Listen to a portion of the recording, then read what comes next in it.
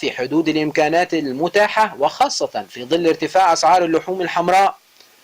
تواصل الحملة القومية لتحصين الماشية ضد الحمى القلاعية والوادي المتصدع ب93 وحدة بيطرية منتشرة في جميع أنحاء المحافظة، تواصل أعمالها حتى نهاية الشهر الجاري بمشاركة عدد كبير من أطباء الفيوم. في الحملة القومية الثالثة لسنة 2023، والحملة ما زالت مستمرة، وإلى الآن احنا كده محصنين حوالي 125 ألف رأس أبقار وجاموس، وحوالي 16 ألف رأس أغنام وماعز، ولسه ما زالت الحملة مستمرة. الحملة دي المفروض كل 4 شهور. كل 4 شهور. يعني الحملة الأولى في شهر 3، والحملة الثانية في شهر 7، والحملة الثالثة في شهر 11. بتبدأ حوالي نص 11 كده.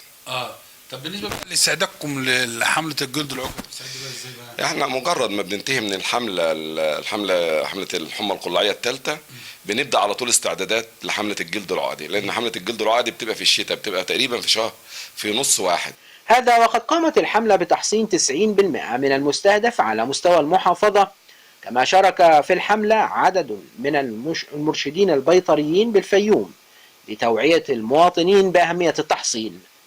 الجدير بالذكر أن مديرية الطب البيطري بالفيوم تستعد لإطلاق الحملة القومية لتحصين الماشية ضد الجلد العقدي في منتصف يناير المقبل.